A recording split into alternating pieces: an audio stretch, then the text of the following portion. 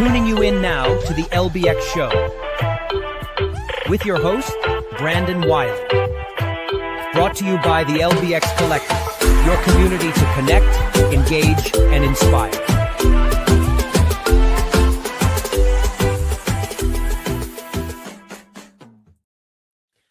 All right. Well, welcome everybody to the LBX Show. This is the show for March 15th, 2026, and it is the day before Amusement Expo kicks off.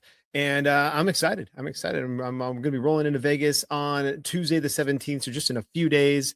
And excited to go, obviously, walk the show floor, see a bunch of friends, and meet new people, and then also check out some great new attractions that have opened up in Vegas in the last year, like quite a number of them. So anyway, the show for today is going to be some news you should know, and then we'll roll right into a solid open and shut with Kevin Williams to review all the openings and closing trends for the last week. And then we're going to round up the show. That's it. We're going to round up the show with Adam Pratt on Arcade Corner as he talks about many of the new releases that we're going to see at AEI.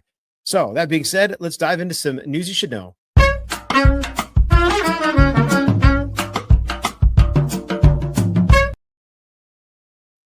All right, as I mentioned, we do have Amusement Expo. It's coming up in one day, March 16th to the 19th. The first 2 days are education. The second 2 days are the 18th and 19th are the expo, the trade show, and you can walk the show floor. So if you weren't already planning to be there, you still have time. You may not get the education because unless you fly out tomorrow, but you'll at least be able to walk the show floor, see all the new things that are out, and and get a sense for what's going on in the industry. As Adam will talk about, there actually are a surprising number of new machines and things that will be on display there. And so normally a lot of this stuff is like new at IAAPA Expo, that we kind of see it in real production here, but actually we're going to be seeing a lot of new unveilings this next week. So anyway, that is exciting. And then also, if you're going to come out for the trade show 2 days, either the 18th and 19th, or maybe just the 19th, if you stick around one day longer on the 20th, you will have the opportunity to join up for an IAAPA meetup. It's going to be at Universal Horror Unleashed. This is at Area 15.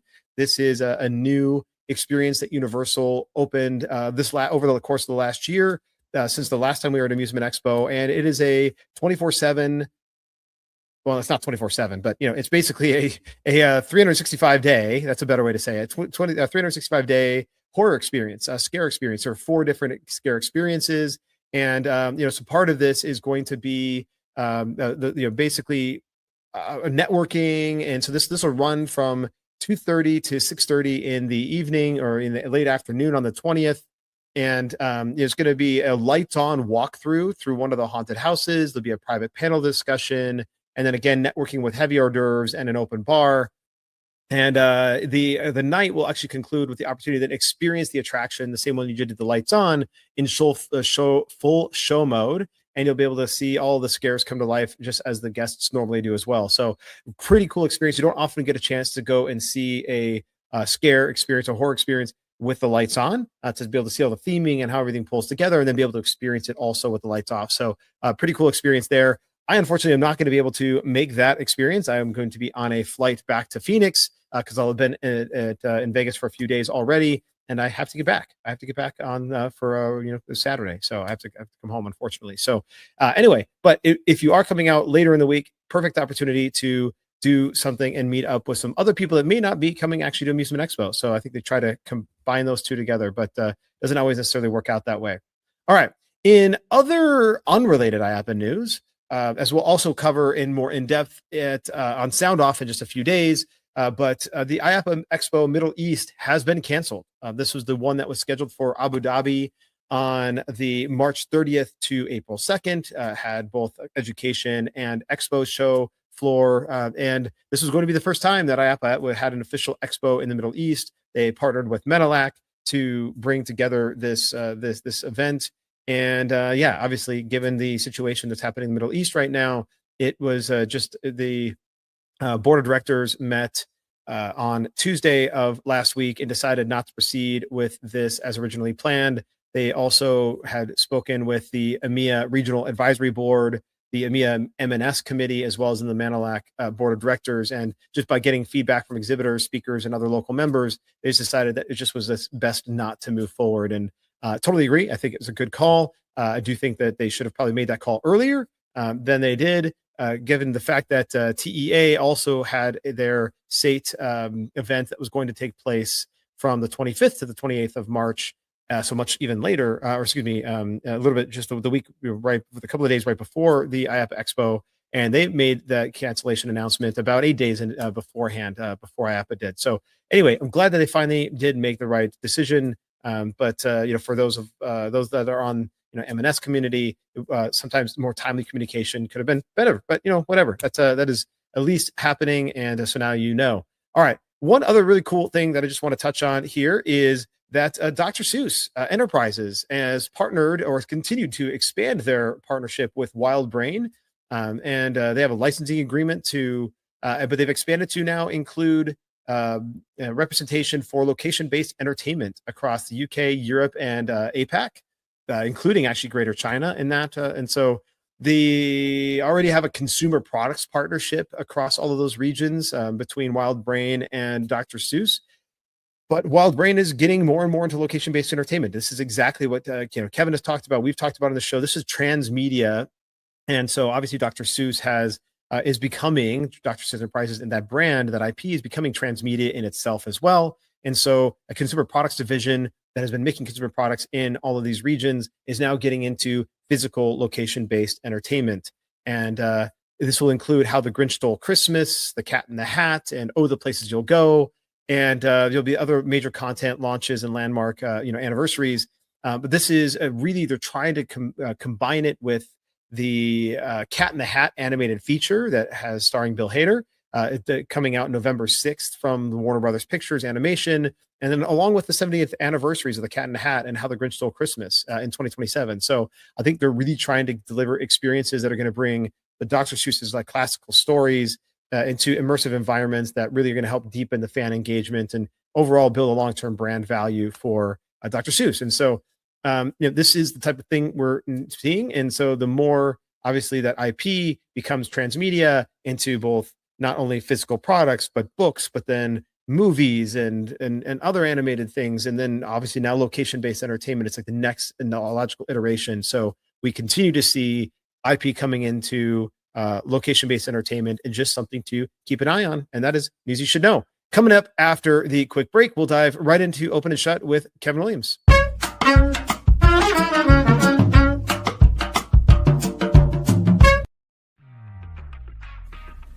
Intercard is the only cashless system designed, developed, and manufactured all under one roof. They introduced cashless technology to the amusement industry and have been leading the way for over 30 years. Cashless systems from Intercard increase customer spending, guest satisfaction, and boost revenues by up to 30%. Intercard is so proud to be serving the amusement industry, and if you aren't already part of their global family of customers, they hope you will become one soon.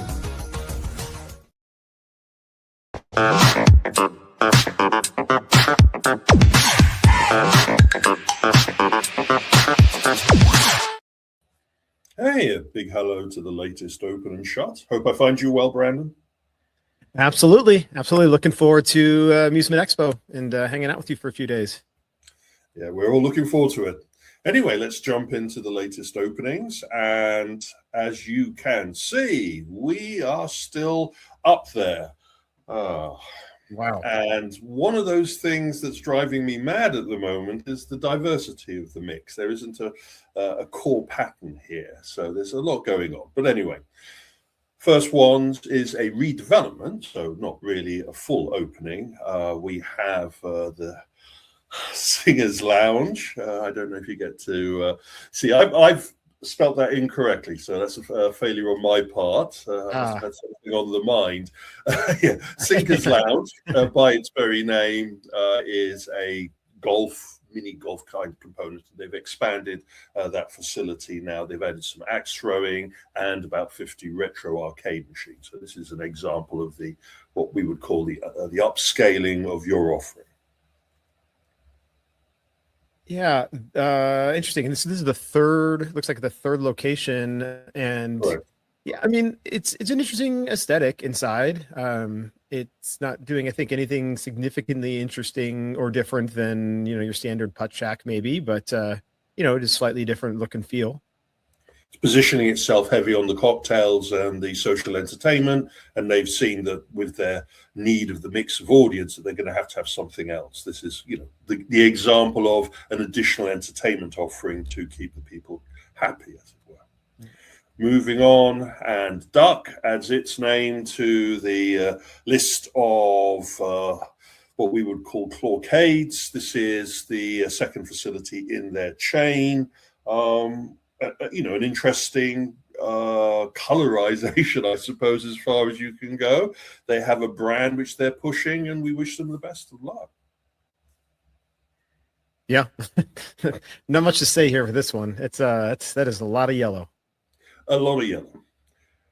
We have in Los Angeles Level Up Bowl and Bistro. Now, I wasn't familiar with this, and the reason I wasn't familiar with this is the first of the operation. It is heavy on the amusement, but it also has the darts. It also has the bowling. So it is a kind of a proven formula, but in a much more bistro styling. I'm interested. This feels like, by looking at the website and doing some research, that this is the beginning of a chain from this particular operation, but this is their first site.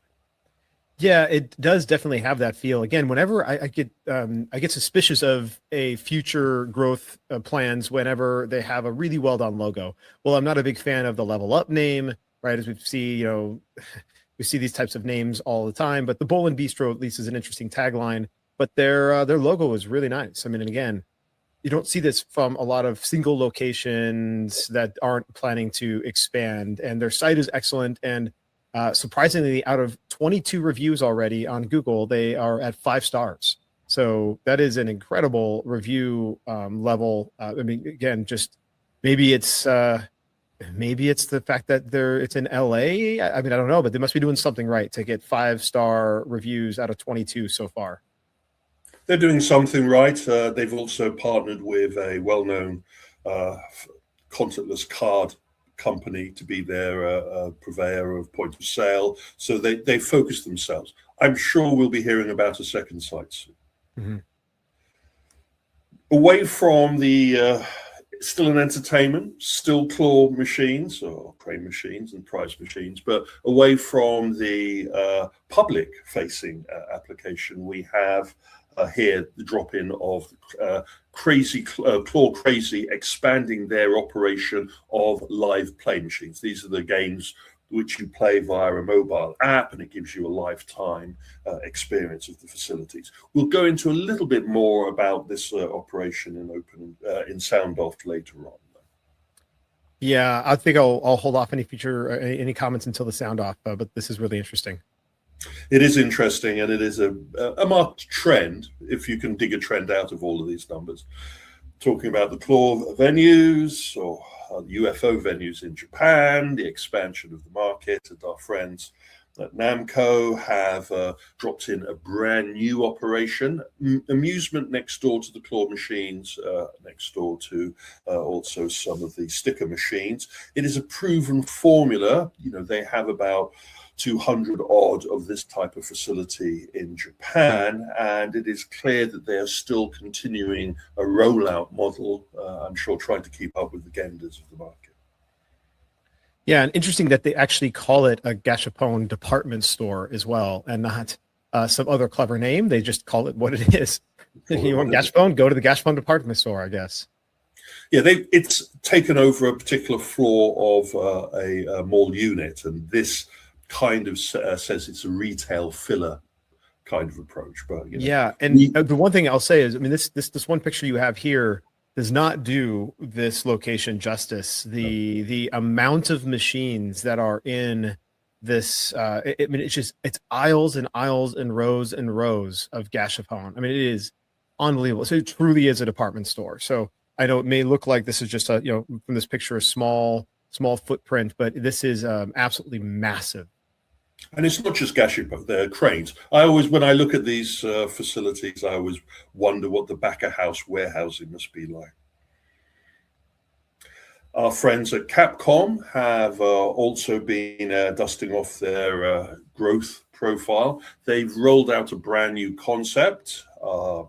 They have a number of the Parlor Capcom traditional style arcade facilities in Japan. They have about 40 odd of that type of style, and now they've launched Capco Mix, which is a mix. It has a virtual reality experience in it. It also has their active entertainment Banette approach, and it is clear from this that they are positioning themselves to test the waters towards a possible rollout of more of this particular approach to entertainment.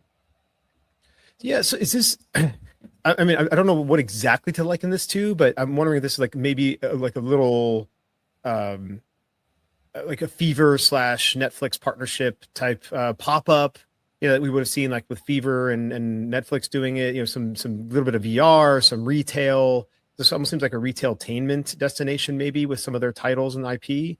Or like a mini Wonderverse, like a version of a mini Wonderverse potentially. I'm just kind of curious what this is. It's not entirely clear to me in the research that I've done.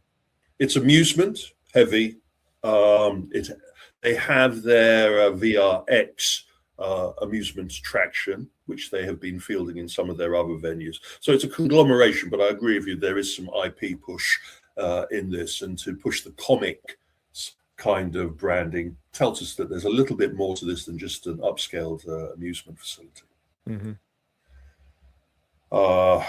If you have a resort park in Germany that is heavily themed on, you know, the Indian cowboys and Indians kind of approach, why not drop a virtual reality experience into it? Well, you know, our friends at Mac Rides have included a You'll Be Go attraction as part of Fort Fun in Germany, and you know, from what we can tell, they've created a specialist attraction or content for their VR experience that falls into the narrative. So this is more of a VR edition than, you know, a major development of the park.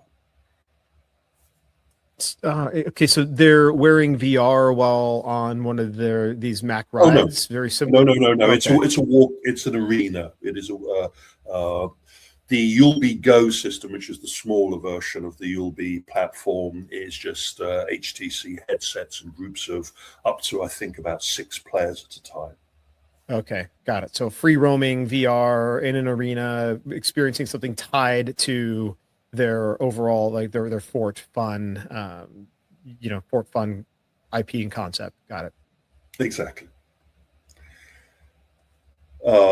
Speed Park in France, they have about 21 facilities out there. They are now upscaled, a brand new facility. So that's about 4,800 square meters, indoor track, bowling, you know, all of the ticks. From the research we did looking at this latest opening, they are pushing the competitive socializing ambience a lot more. They have a very slick bar compared to the previous of their other venues, and they've rolled in the elements that are there for the competitive socializing audience.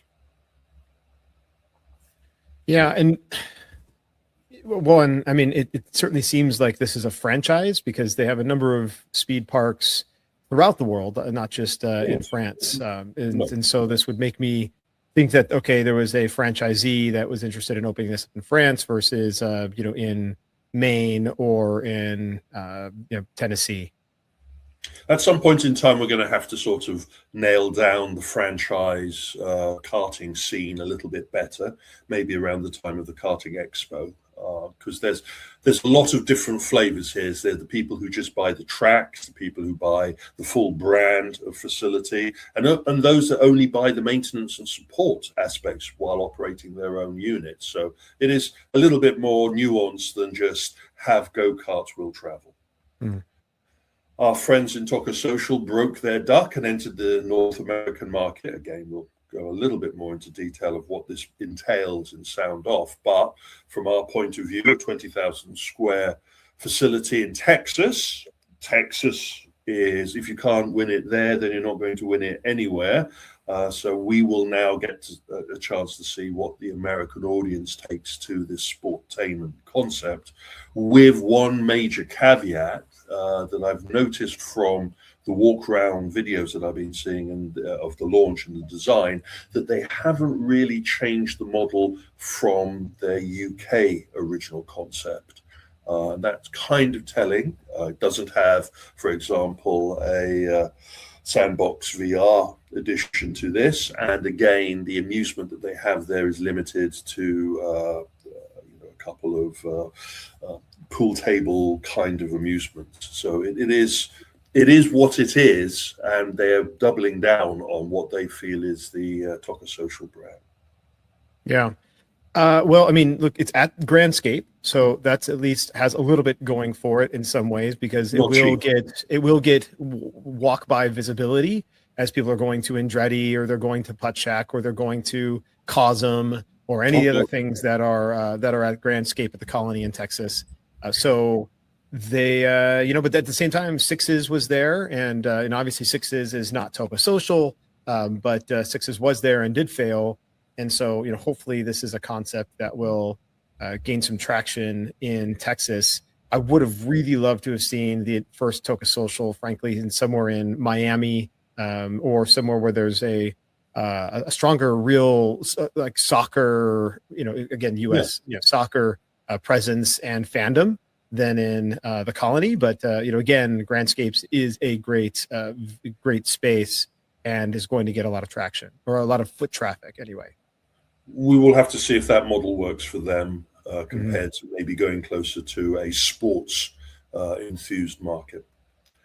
One from our friends at Funscape run a number of amusement facilities in the UK, and they have pivoted towards creating a concept which kind of touches on competitive socializing, but also offers a much more laid-back F&B mix to their more traditional amusement placings. It is a jack of all trades. The Carnival Golf and Games facility is 23,000 square feet.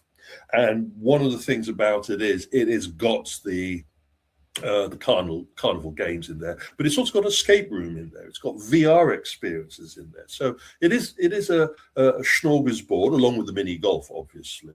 And I'm still, this is their second facility opening of this particular brand of this chain, and I'm interested to see what the take up is going to be like. Mixing laser tag with your mini golf, with your escape rooms, can be a difficult trick to juggle. Yeah, I mean, it feels a little bit like they've taken a bunch of spaghetti and thrown it, on the wall alongside their carnival games. So like they have a really interesting core concept and core brand, but then you add in laser tag, and then you add in 501 darts, augmenting darts, some breakout escape rooms, and you also have Pixel, their game floor, so they actually have Pixel there too. So it just seems like this, hey, here's this big smattering of things. And we talk about having a mix of attractions, that's great, but you also should make sure that they are augmenting your core offering in a meaningful way as well. And also not confusing your brand. If you're Carnival Golf and Games, then you've painted yourself into a particular corner. But we will see. Number 3 and number 4 sites are in the works. But again, aiming outside of the metropolis in the UK, they're spreading them out into markets that maybe are bereft of this kind of social entertainment. Ramesses is what I would call a immersive edutainment experience. It has got the museum touch. It has got relics from the dynasty. It has the walkthrough experience, but for their VR component, rather than what we see with other kinds of facilities of this type, they have gone back to the traditional motion seat, sitting down VR experience. Now, I did something very similar to this a few years ago, using the same motion seats, but at that point using the HTC headsets. Now I see the seats have survived, but they've changed and upscaled the headsets. So again, I wonder if this is the touring experience that's been given a quick brush up and dropped back into a space within London. Yeah, well, and I think what's really interesting about this, it truly is an edutainment thing, but the fact that one, it is powered by Fever, as you called out there in the description, But it is a physical walkthrough museum type experience then that is augmented by the sit down walk around or at least move around guided virtual reality experience in these seats. So it definitely is meant to be a combination of the two. This isn't just a pure VR experience. You are meant to see some of these sarcophagi and other old ancient artifacts up front and close, and then put on the virtual reality and presumably tour something, to tour the old tombs. Yeah. I feel that they've got a formula that they've taken on the road and they've brought back after giving it a brush stamp. But again, this is what some people are calling a temporary entertainment installation. We'll touch upon a little bit of that more in Sound Off, because we had an event recently that covered this kind of aspect of the market. Yeah, just to quickly use to say, like, the term that they're using, and you've got it here as well in the description, is an exhibition, and they are calling it specifically, even in their URL, the Ramses the Exhibition. And that presumably then is something that will tour around. So it might be in London, and then may see it in New York or Atlanta or LA, or in multiple locations if they gain the type of traction they're looking for. I get the feeling that they've proven that this traveling experience works once, and so it's doing its second round. Jumping into the shuts and sails, and we will go into the finalized details. When we were doing the last of our Sound Off, we only had just had hours ago the information, and now we have a little bit more detail regarding the structure of Six Flags divesting of its 7 facilities. We even have the brand names and the logos for the new Enchanted Parks facility operations. But again, these are the 7 sites that will now be divested into this new operation. And just like that, we do also have what we suspected is that it will be these will be operated by a new brand and a new operator, and owned by obviously the EPR Properties, which is looking to most likely make money from the lease payments that Enchanted Parks will be making to EPR Properties. There's a lot of points of questions regarding this handover. It isn't as clear cut, but again, I don't want to get too stuck in the weeds when we're going to be talking about this later. Jumping on, and a continuation of an example that we touched upon previously of, you have a great facility, it is doing the numbers, you're operating quite happily, and then the landlord changes the agreement. The property ownership of LTA Depot in Tennessee got changed, and they're blaming the property ownership for the need to close down their facility because it is uneconomic and unworkable for them to continue under these conditions.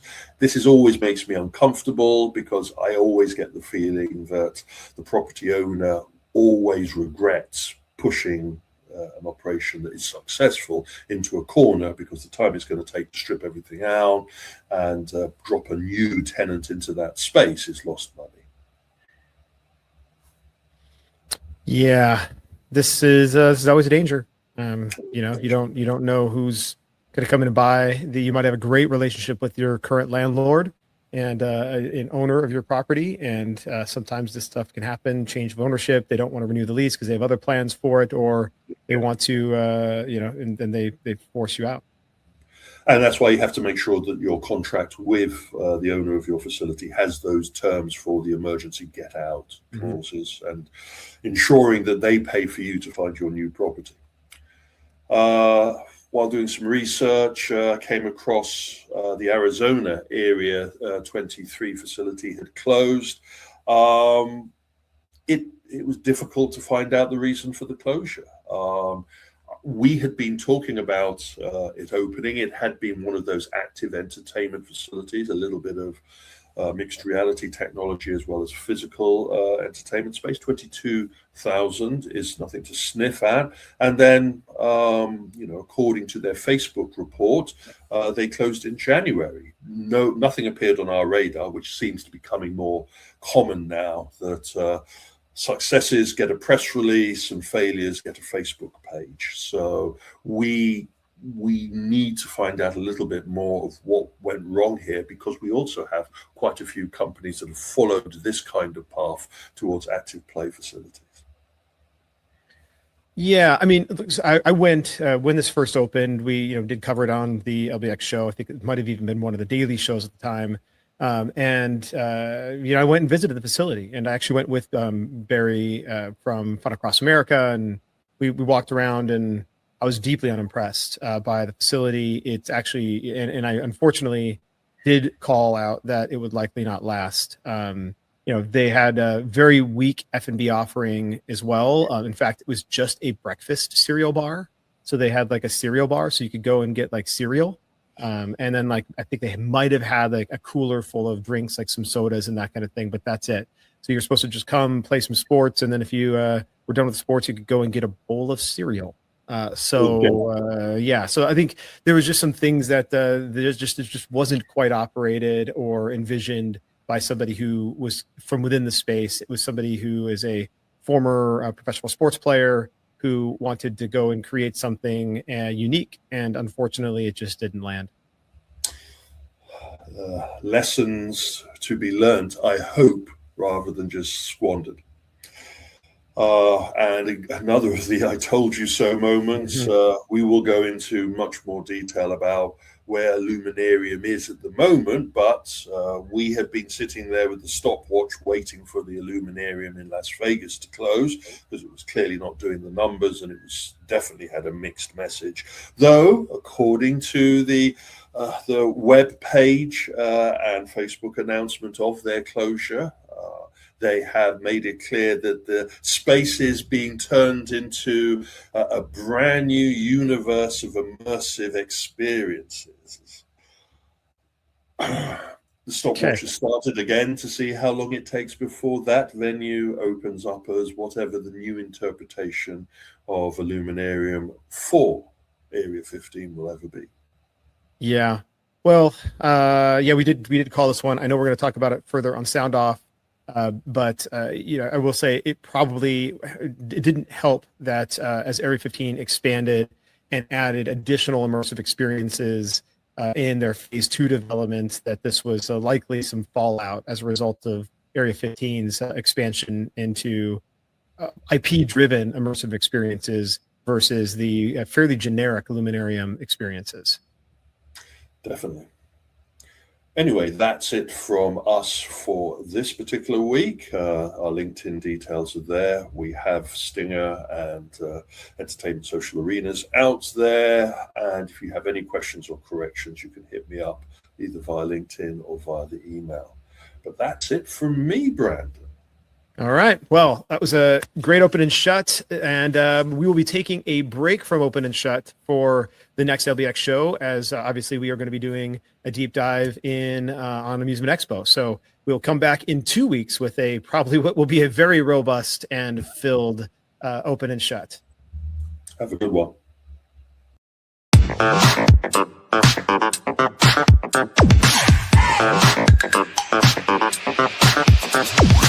Power up your game floor with Arcades by Allen One. Whether it's perfectly pouring drinks in Dr. Pepper Soda Slam, grabbing official Butts on Things plushies, or defending cities from attack and missile command recharge, Allen One has something for every venue and arcade floor that will delight your guests. Each game is also enhanced with Major League Esports, a free app that tracks player top scores and brings guests back to your venue for more. Visit allen-one.com to learn more. That's allen-one.com. All right. Well, thanks to Kevin for that great open and shut. And yeah, we'll be back in 2 weeks with another full open and shut. But in the meantime, we've got Adam Pratt in Arcade Corner right now.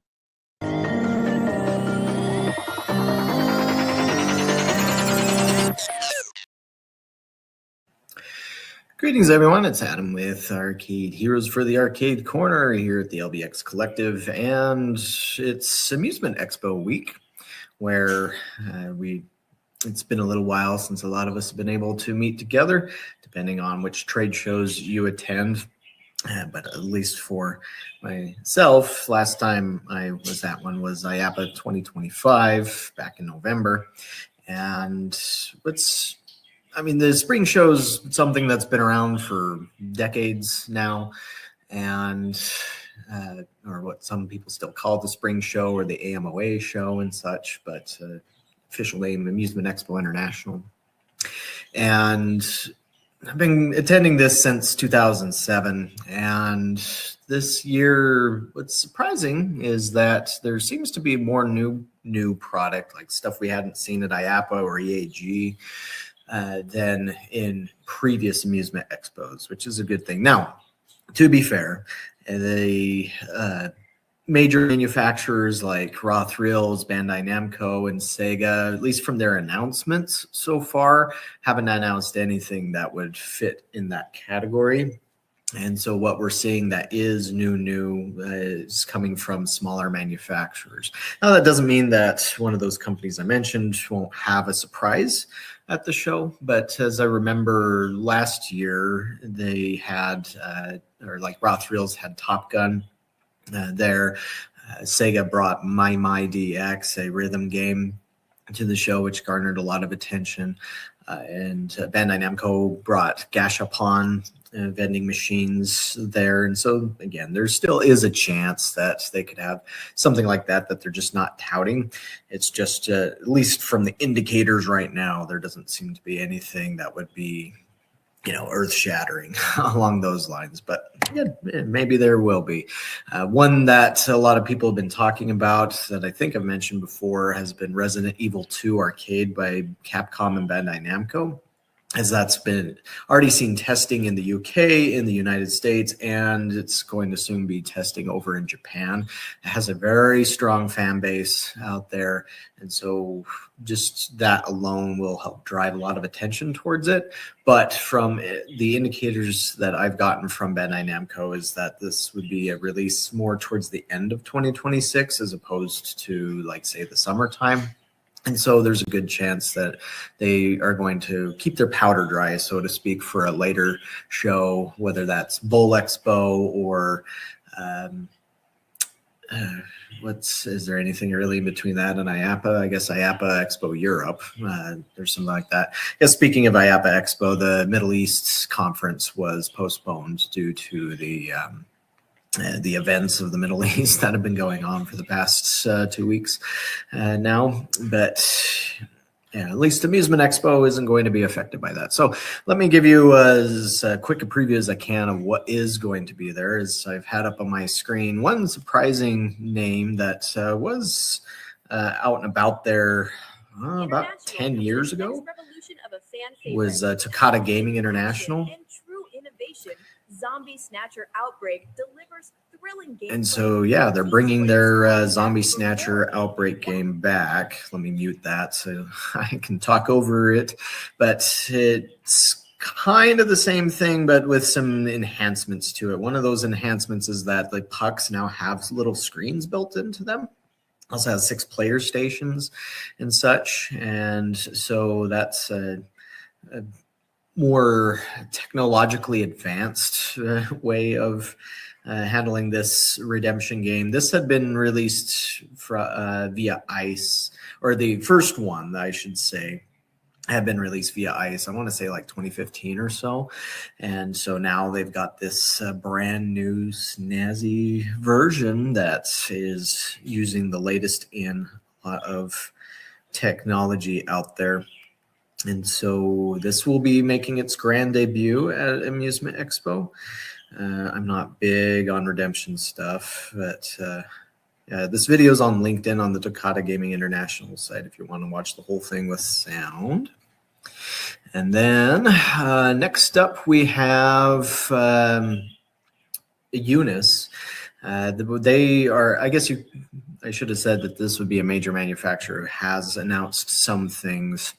And so one of them that it's been something that I've been kind of joking about for a while since the fervor around pickleball has been out there for a while now, and that would be doing an arcade game based on pickleball.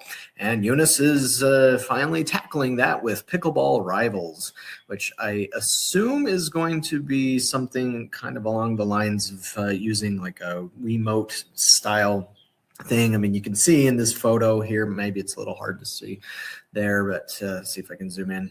and give you a blurry look at it, but there is a paddle. It looks like a pickleball paddle with LEDs in it, and I would assume that, again, this would have some sort of gyroscope built into it so that you can swing it like you were swinging a pickleball paddle and play virtual pickleball, but in a way that only arcades can provide. I have no idea if there's a pickleball video game out there on the console or mobile side of things. I would have to assume there's something out there, but it wouldn't be quite as cool as the arcade version. But that's not all that Eunice is going to have at their booth.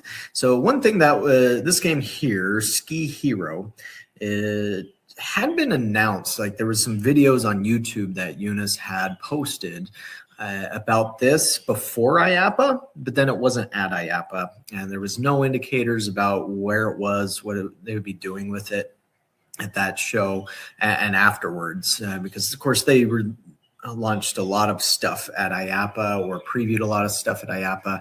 I guess when you have that much, maybe you just want to not reveal everything else and maybe hold some things over, and that's maybe what happened here. Or maybe it just wasn't really ready for prime time. But this will be the first skiing game that we've had in a while. The first or the last one that I can remember, sorry, would be Super Alpine Racer by Raw Thrills and Bandai Namco. And that was about a decade ago, I think, somewhere around there. I can't remember the exact release date off the top of my head. But yeah, be interesting to see what this new take will be like. There is a video on YouTube about it, but I don't know how accurate that might be compared to what the final release version is, and we just don't have a lot of time to go over all that. What's going to be most likely the biggest announcement, although I reached out to Eunice about this and they just didn't really want to say anything about it yet. Although there was this from Replay Magazine where they have Cyberpunk 2077 Chrome Rush coming, and as that says, available late April, 65-inch screens. But this is based on the same Cyberpunk 2077 PC game that got a lot of attention at last year's Amusement Expo when LEI Games released previewed their unique mixed reality shooting gallery game based on the Cyberpunk 2077 IP as well. But there were a lot of fans of Cyberpunk who were hoping for a more traditional light gun game out of it, as opposed to the airsoft pellets and shooting gallery type stuff. And so it looks like that's what Eunice is doing here, although I am a little surprised that this wasn't done through, say, like LEI Games or something. But this appears to be a racing / vehicular combat game, which we've seen before, although I can't really recall the last time we saw something like that in terms of a motorcycle racer. So whether or not it'll play like, say, Dirty Driving with motorcycles, I don't know. We'll have to wait and see. But you can see it has motion-based realistic bike controllers. I kind of wonder if Eunice's Neon Rush was sort of a test on that. And Neon Rush was pretty good. But yeah, we'll have to wait and see. I guess I have another screenshot here. It's a little bit blurry, but 65-inch screen, nice big screen for that. So be checking that out there, and I assume that this will be getting a lot of attention. I guess as I look at this now, it looks like the top marquee might be an LED matrix marquee topper, and so that could be pretty snazzy. Grab some attention. Now, for the other things that I know about, I don't really have any screenshots here yet, but I would note that I am aware of some other games that have not been announced as of yet and will not be announced until the first day of the show. And so Exa Arcadia, the company out of Japan that does conversion kits and releases game cartridges for these kits, kind of like the old Neo Geo from the 1990s. We'll have two major IP that will be launching there, and I do know what they are. One of them is a fighting game, one of them is a beat 'em up game. But again, they want to keep the exact games under wraps until this Wednesday. And then Blue Motion Games, who had previously released their Desert Chase and Cannonball Jam games, they will also have a major IP, Hollywood IP, attached to 4-player light gun game as well. And so there's been some talk online about that and some rumors about what it is. In Replay, they mention it as a mystery game.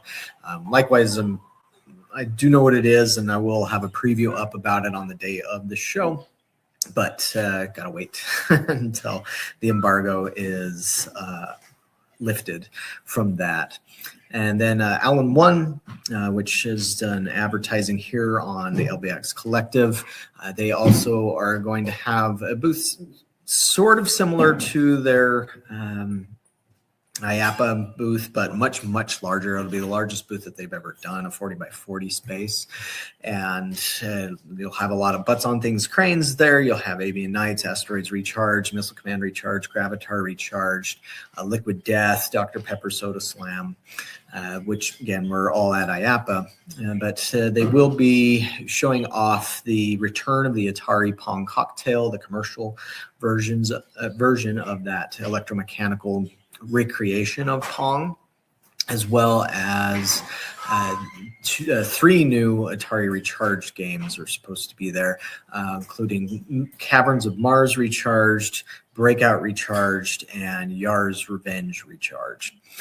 Or that might just be called Yar's Recharged. I need to double check on that. But Caverns of Mars and Yar's Revenge were never released to arcades. Yar's was famously on the Atari 2600, one of the most popular games where you control a little fly in space and finding this weird alien weapon device.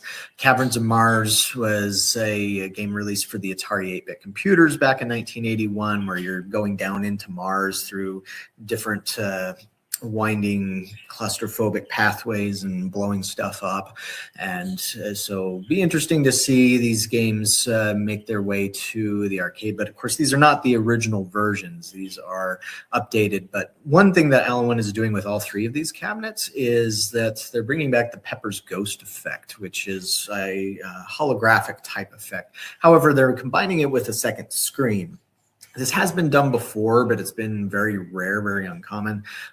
If you can look up a game called Wyvern F-Zero by Taito that was released in 1985, which did it with 2 CRT screens, very bulky cabinet. Alan One's not using CRTs, they're using LCDs, but it's from what I've been able to hear, I haven't seen one in person yet, but it creates a very cool, very convincing 3D effect without the need for any glasses at all. And so that's one thing that will also set the games apart, aside from the fact that the software has been heavily redesigned from the recharged versions of those games that have been available on consoles for a few years now.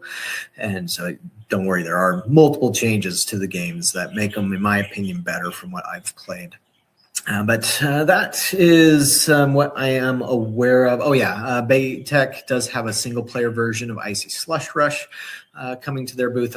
I haven't read anything else that they will have. I know Touch Magics will have what sounds like the same kind of setup that they had at IAAPA.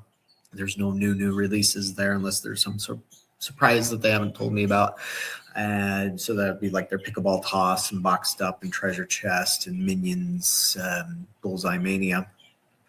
And yeah, that's about it for what I've been hearing out there. So again, a little bit more that's going to be new than what we would typically get from this Vegas show. And so for any of you that are out and about there, we'll see you this week. Safe travels. See you head out there. And of course, if you're not able to make it, stay tuned to both LBX Collective. And if you're interested in arcade stuff, Arcade Heroes, and we'll be covering all this stuff in great detail. And we'll probably have lots to talk about in the coming weeks here on Arcade Corner with that. But thanks for watching. On to the next segment.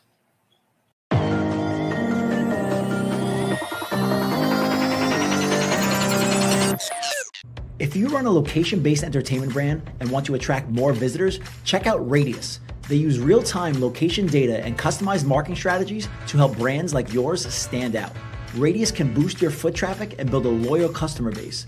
Plus, they're offering a complimentary local market analysis to show you exactly how they can help you grow. Curious? Visit radius.co and ask about your free market analysis. That's RAYDIUS.co.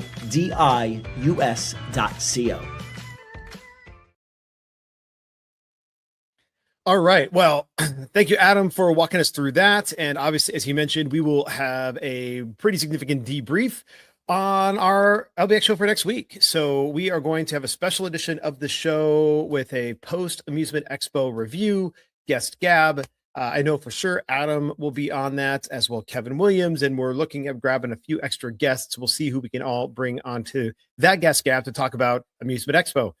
Also coming up, we have Sound Off number 114, and that is with Kevin Williams on Tuesday, March 17th, the second day of Amusement Expo. So it'll run, and hopefully you'll be able to watch it and catch it for later in the evening, or when you're back from Amusement Expo if you're not going. And if you aren't going, then you can give it a watch at 10 a.m. on the 17th. So that would be Sound Off number 114 with Kevin Williams. All right, that is a wrap for this week's LBX show. I'm Brandon Wiley signing off. Stay tuned and keep kicking it.